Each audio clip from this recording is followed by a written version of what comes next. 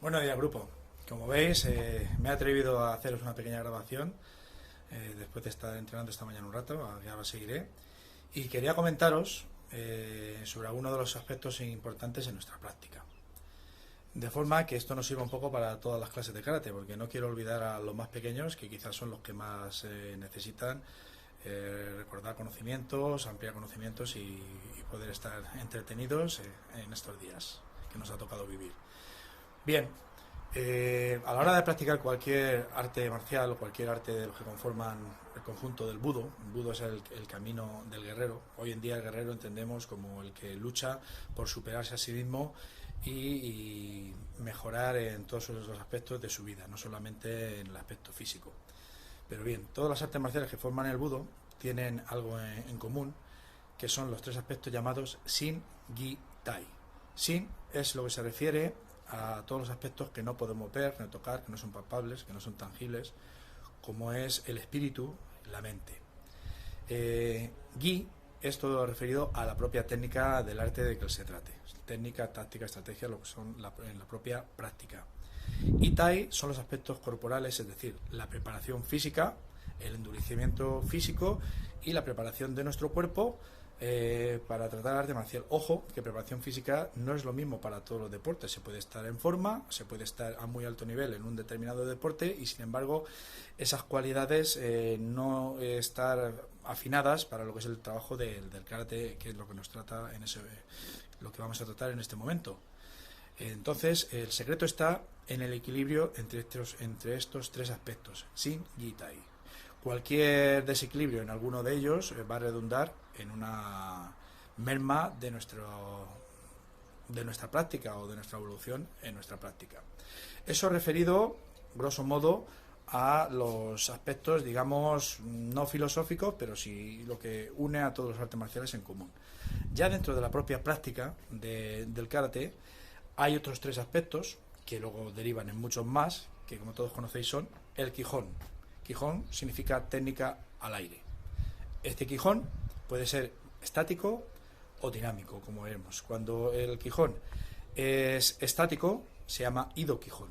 Es decir, cuando asumimos una posición cualquiera y repasamos cualquiera de las técnicas que conforman el arsenal de nuestro Kihon. Defensas, ataques, técnicas de pierna, cualquier trabajo técnico del que conforma nuestro arte.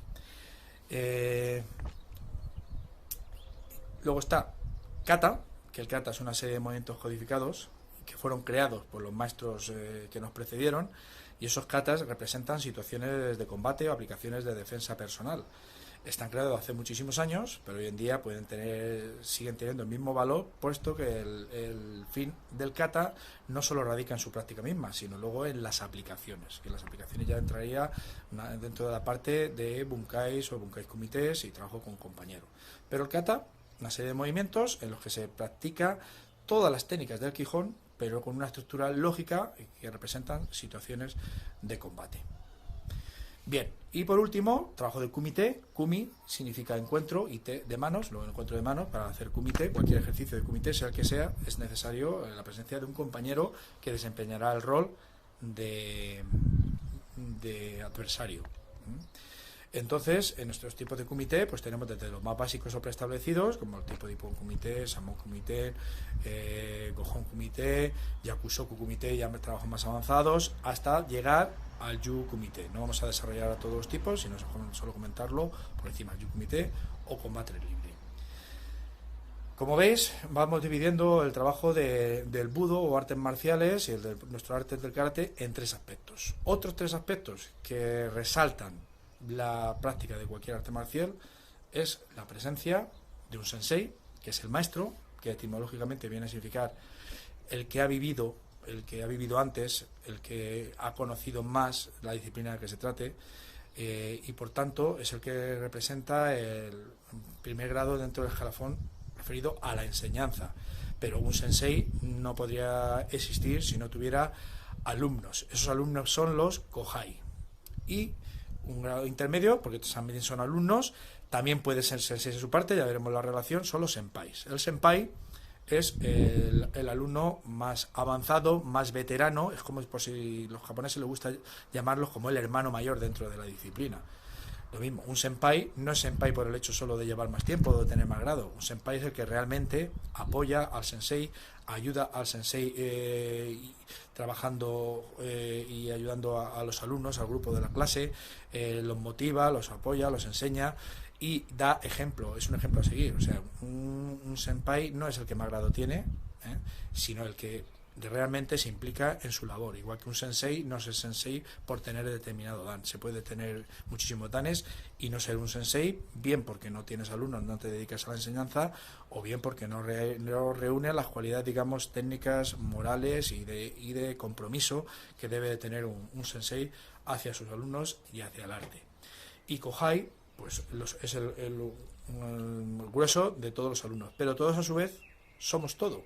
O sea, yo, aunque ahora para vosotros sea sensei, también soy alumno cuando entrenaba con mi maestro o cuando entrené con alguien de categoría o de conocimientos superiores a mí, me consideraré su alumno y por tanto él será mi sensei. A la vez soy Kohai si me pusiera a trabajar otra disciplina o dentro de una disciplina del karate con otro maestro que tuviera más nivel o más rango, pues también sería su alumno. Y soy senpai de los compañeros que se iniciaron conmigo, por ejemplo, pero no han tenido el mismo desarrollo y evolución, sin menosprecio ninguno. Yo aprecio muchísimo a mis compañeros, a todos en general, y a mis senpai, vamos, a mis senpai los aprecio, a los que han realmente desempeñado ese papel como si fueran parte de la familia. Bueno, no me quiero enrollar mucho más, porque luego cuesta descargar estos vídeos. Luego mandaremos ya algo más dentro de la práctica.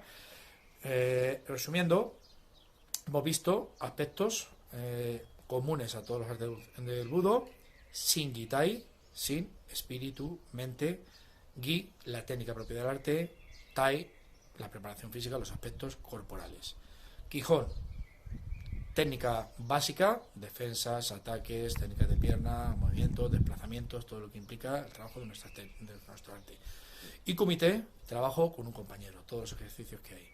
Luego hemos visto Sensei, Senpai y Kohai. Y por último, quisiera solamente comentar la diferencia que tenemos con cualquier otra disciplina o deporte, igual que antes, sin ningún menosprecio, que es cuando practicamos artes marciales en el sentido de Budo, en el sentido de arte marcial, no exclusivamente de deporte. El Budo, el arte marcial, va mucho más allá del deporte. No es que sea mejor ni peor, pero va mucho más allá. Aunque se puede ser deportista, budoka y pasar por todas las etapas, o incluso practicar a la vez si se hace honradamente y como debe de ser. Pero hay una diferencia entre decir voy al dojo a practicar un arte marcial, a hacer un keiko, o voy al gimnasio. Es muy diferente. Hace tiempo escribí un artículo, luego lo mandaré en el grupo, de lo que representa para mí, para los que piensan más o menos como yo, pero hay una diferencia entre practicar en un dojo y practicar en un gimnasio. Y, muy importante, cualquier arte marcial, el Reigi o Reikisajo, que es la etiqueta, el protocolo. Todo Reikisajo, si veis, va precedido por la palabra Rei. Rei es respeto. Dentro de ese respeto, pues Rei es el saludo, pero es el respeto a nosotros mismos, respeto al compañero, respeto al arte y el respeto en general. Y bien, vamos a ver si esta prueba os llega bien. Y seguiré enviándoos ya en el apartado técnico, pero bueno, quería mandaros algo. Había estado pensado como resumir muy grosso modo aspectos fundamentales en nuestro arte, y eso es lo que he hecho. Pues que paséis buen día.